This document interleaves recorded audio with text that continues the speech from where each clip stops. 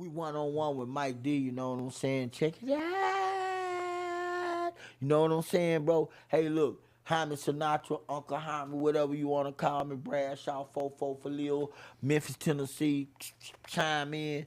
Check this out, baby. Subscribe.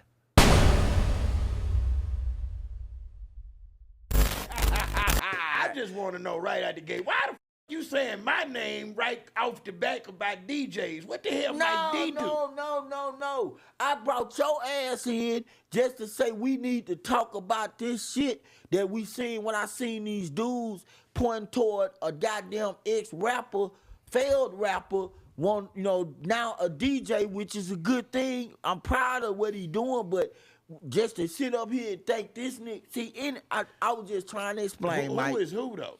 Okay, for instance, look, I've squashed the beef between me and Kiati, right? At a time, and he squashed it. He first one and respectful to it. We ain't got no problem with that. But I gotta show why what we can't keep doing to each other in this legacy of the music game in H-Town. We had a situation, you know what I'm saying? And I was trying to. So when I seen the young man talking about, you know what I'm saying, Kiati, and I seen several people, young cats looking at this rapper, and I'm not just talking about Kiati, I'm talking about any rapper who was a rapper that probably did a little bit, but failed rapper generally on the music end. You don't look for them as a DJ once they become a DJ to be the ones that told us on the back, like the Honorable DJ Screw and the Honorable legendary Michael Watts did. You can't look for them. You gotta look for a raw DJ that's what they do. They just DJ. They not rappers. They not failed rappers. You know what I'm saying? Because I really have a story about that. Why it gotta be a failed rapper though? Why it can't be just a former rapper? Okay, it can't be a former rapper. Because if you check it out, check the history. Why? Check the history, not something I'm saying. I wish they would make me wrong. Okay. But what I'm saying, that's not what I'm trying. I'm trying to say, let you know that it's gonna take a DJ that really love DJing. That's what he do. He's a DJ, not a rapper. To told us, because no matter what Screw did spit on them verses, Screw was not a rapper. He was really a DJ wanting to see his team blow up. He told me that. Hey man, why you don't sign everybody on the same thing? He said, no, I want to see them all grow their wings and do their thing. And that's what he told me initially. When I asked him about, y'all need to be on the same damn label. He told me that. Mm-hmm. So I already know that's the only way, man. We got to have a DJ that's committed like they were. They were committed to bring the artists forward. Not themselves. Not put myself on a rug. I have a story, man. So you feel like, let's stay there. You feel like that a rapper turned DJ can't put the city on a rep like DJ Watts or DJ Screw RIP. Hold on. Okay. That you feel like that they can't do what they did because they're a former rapper, and I'm still not understanding why they can't do that. Let me explain something. I have bona fide records of that I can tell you about, that DJs who are into, like even DJs that wasn't into rapping, once they got into rapping, that really failed the city, who was at first blasting the city, blowing the city up. It's an ego thing. It's got to do with that. It has nothing to do with, I don't want to, not just hating or nothing like that. It has something to do with ego. I promise you, it really do. I've seen too many DJs who was blowing the city up. They blew up a little bit, or they grew up trying to rap, and it didn't go as far as a Scarface or whatever, them other people, and they got jilted or whatever.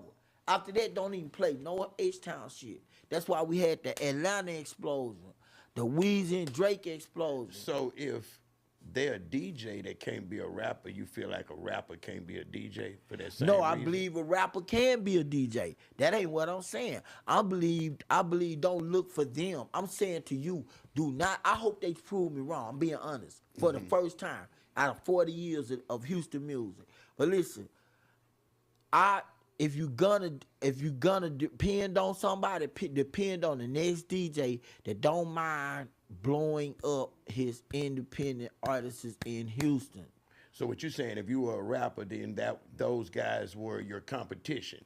Yes. And when they become a DJ, yes. you're gonna slight them yes. because I can prove it to you for one thing. In the mind, you still holding on to they were competition, so you don't want to blow them up. I don't think that's everybody. I don't think that could be everybody. Show me one that did it. I can prove it by one thing. I can prove by one thing. What other city you go through to? We got a lot of DJs that rap. Mm-hmm. Now, especially now. What other city you go to? Atlanta, Memphis, New York, Detroit, Philly, whatever. Philly, Beanie Siegel, Name all. I guarantee you don't go to those cities and not hear the legendary rappers, or at least the biggest legendary rapper from that city. I guarantee you don't go to none of them cities that do that. But in Houston, you know who they do like that? You barely see a motherfucker with a Scarface set, bruh. I'm telling you right now, and I go to clubs, bro. So does that have to do with individuals, or do that have to do with the politics of the radio? No, it's not just radio, because the DJs in the club set the tone.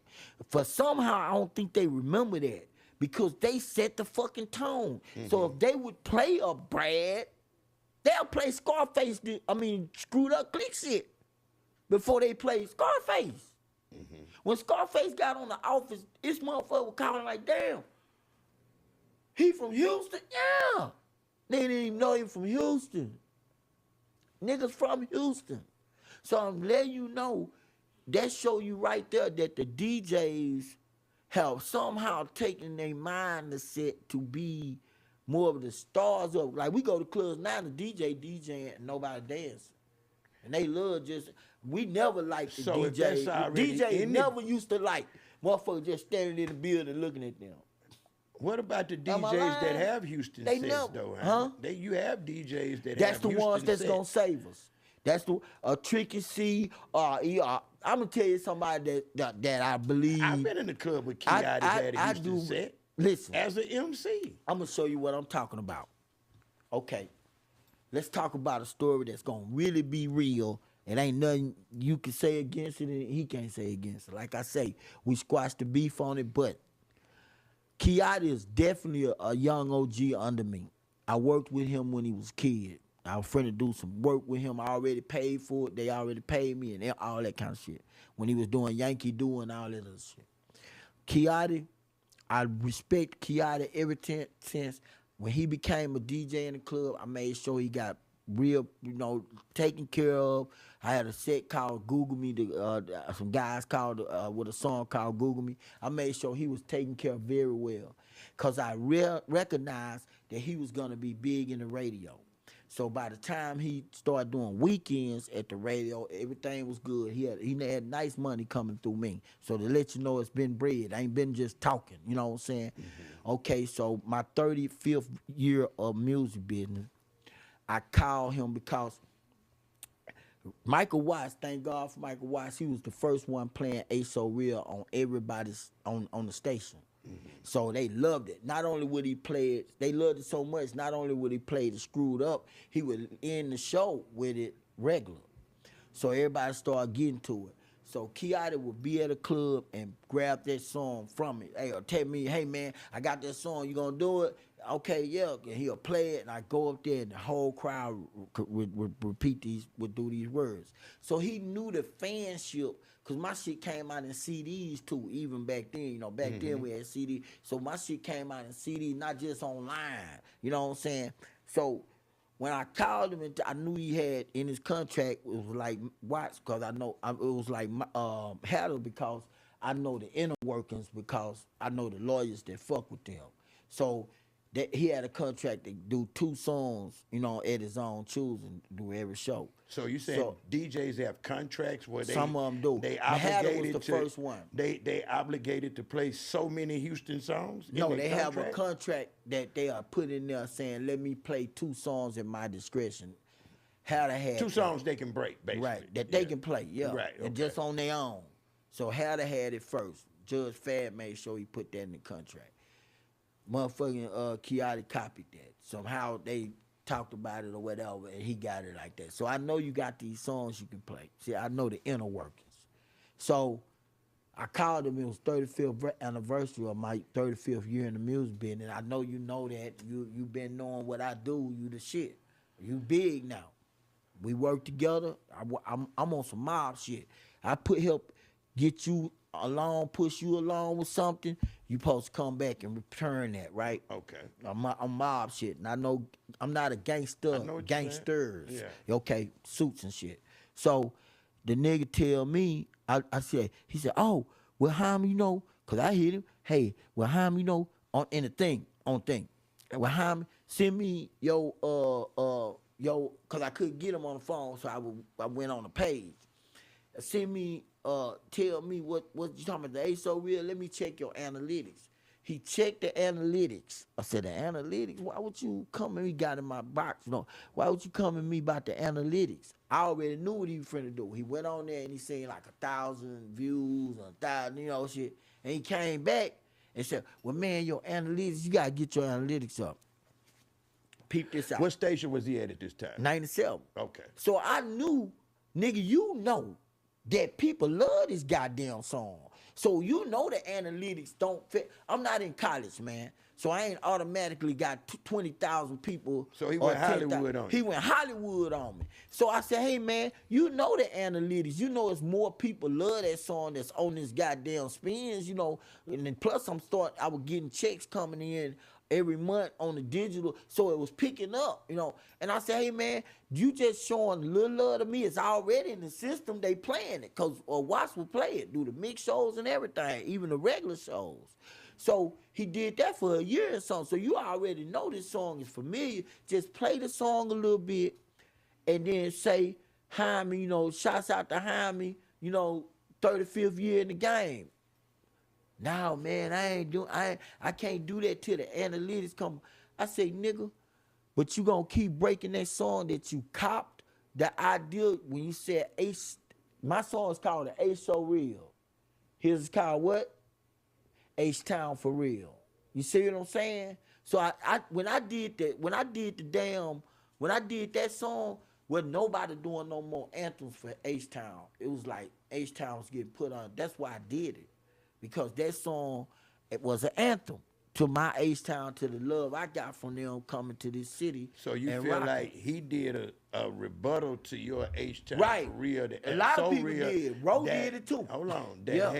That had already been out a year. Right. And when it was your 35th year in the business, instead of returning the favor, playing it and showing you love. Yeah, showing me love. He know if he played that. He was pushing his own record. Right. Okay, now, if he plays that, then it suffocates his record. Okay? Not real. I don't feel like that. Don't think. Play it one time and say 35 years. What's up, 35 years in the game? All the money I done put in your goddamn pocket. I don't think that should have been a problem. And only time I really got upset is when he said to me, after talking to me and T-Tubbs and him got on the phone with each other. The only thing pissed me off is he said, nigga, you ain't my OG if you... Let me say this. Just cause you got your ass tamed or whatever, that don't mean I'm not your OG. You know what I'm saying? That's what an OG supposed to do. If you out of line, he supposed to correct you. You feel me? The same way if you as a man correct me if I'm out of line. But me being an elder, you should be able to respect that and not say no shit like I ain't your OG because I corrected you on some shit. Now, I ain't disrespect you, but I'm not letting you saying like, if I'm not your OG, you're not in Houston music, period. Whether you like me or not. Get what I'm saying?